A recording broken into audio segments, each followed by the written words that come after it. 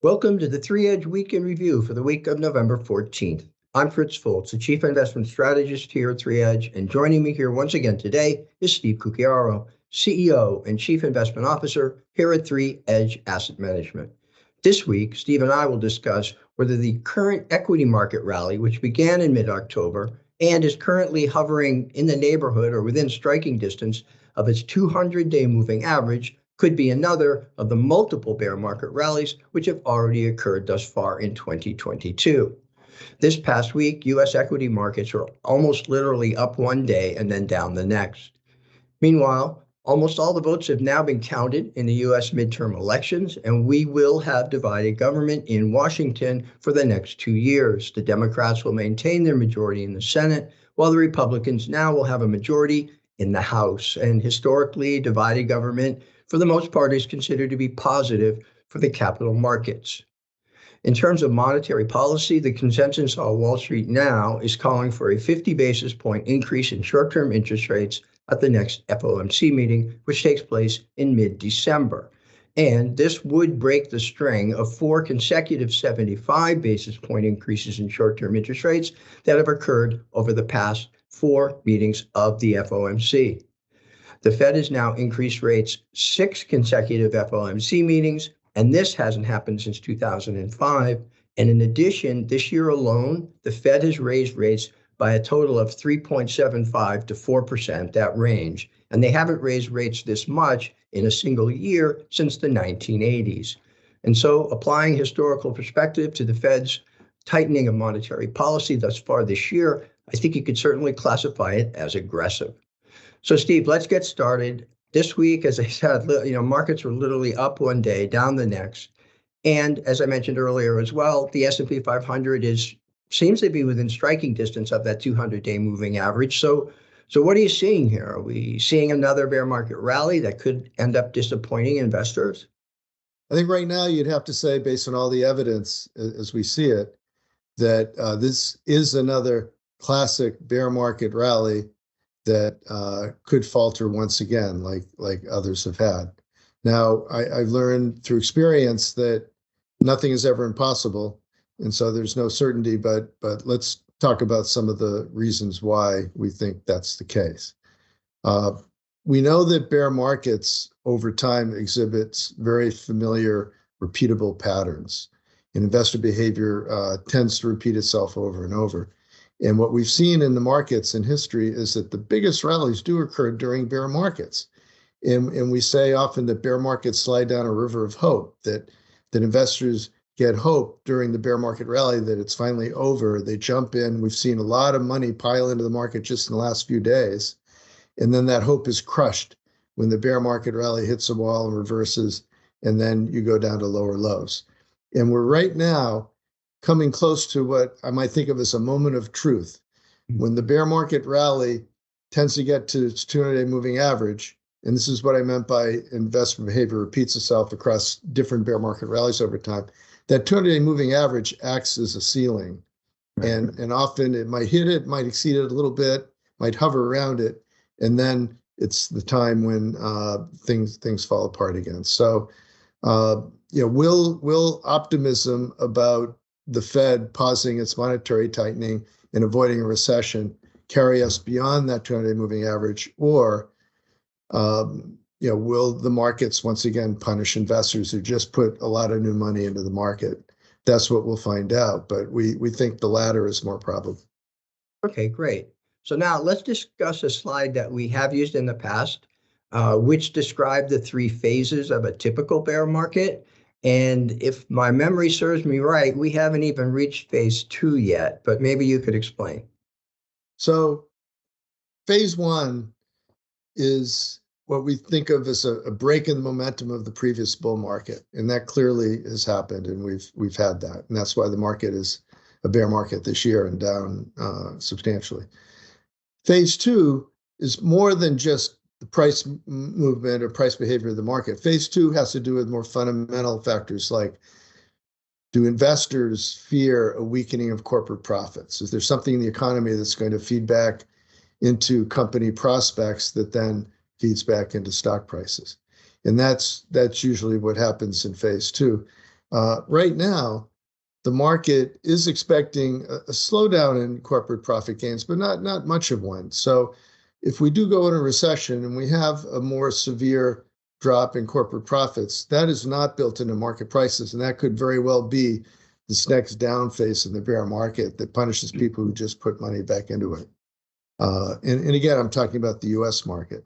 Yep. Now, what could cause weakening corporate profits? Well, one thing that could cause weakening corporate profits would be stagflation, where companies find that their input costs, like labor and capital and materials and so on, keep going up, but their ability to pass on those higher costs to consumers weakens because of the global slowdown or the global recession that could be taking place. And that profit squeeze is not built into market prices yet.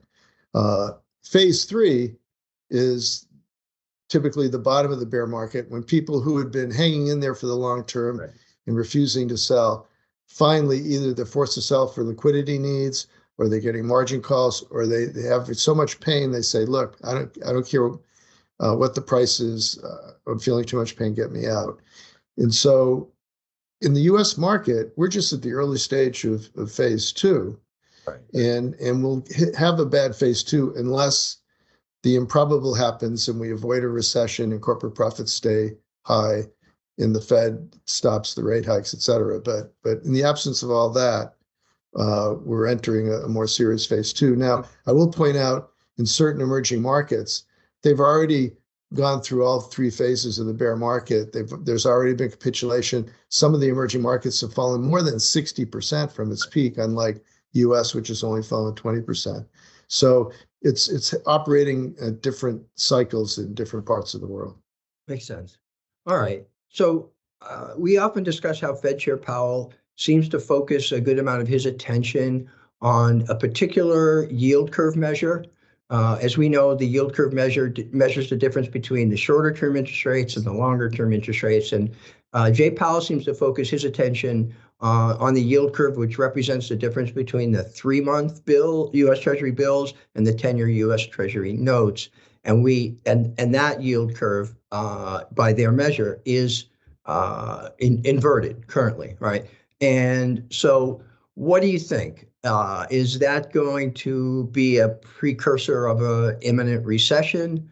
And I think more importantly, so if Powell's looking at that yield curve and then he's concerned about that, could Fed policy, could that affect Fed policy? Could they change what they're doing now in response to that? Well, I think you bring up a good point, Fritz, because everyone's speculating about what the Fed's going to do.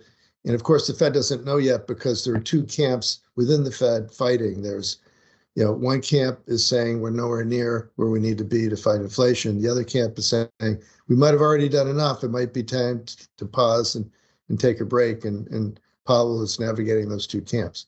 But what I will say is that our own research backs up the idea that of the different measures of yield curves that different investors use, the 3-month versus the 10-year is the more reliable predictor.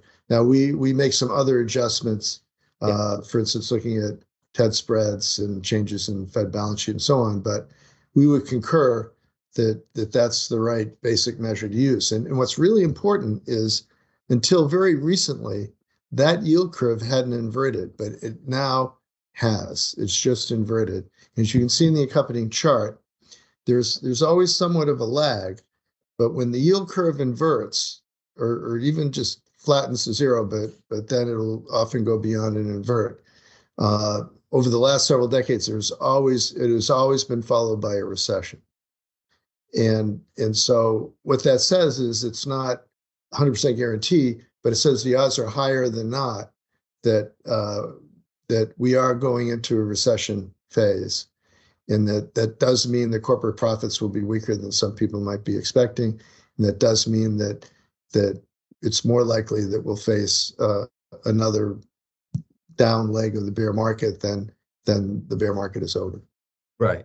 Excellent. All right. So my final question, as usual, based on what we've discussed here today about the 3 phases of bear markets, bear market rallies, the yield curve, as we close in on the end of 2022, there are only, I think, 6 weeks left, right? How will all of what we discussed here today, how should investors think about their portfolios based on this? Well, it's clear that lots of investors around the country have been piling in a big way into the stock market in the last several days, thinking that the bear market is over and this rally will continue. We think it's premature to do that. We would continue to take a very cautionary step when it comes to U.S. stocks, and in particular the S&P 500 index and large cap growth stocks. We think that the evidence is more in line with be careful, the bear market's not over, than it is that we're now in a new bull market.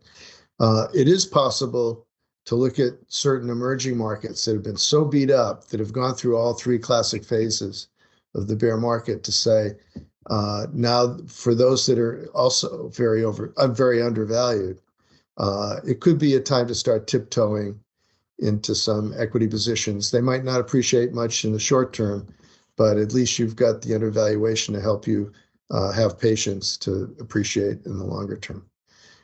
When it comes to fixed income, we still think it's prudent to stick to the safer U.S. Treasuries and not lower quality corporate credits. We think it's safer to stick to low duration, not take risks with higher duration bonds.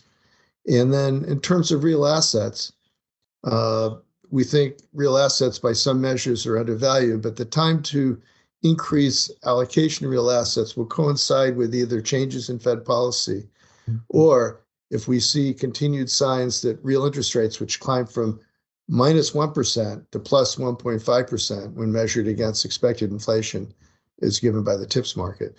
If it doesn't continue to climb, and if it holds at 1.5% or even comes down, that could be a signal to start to increase allocation to real assets.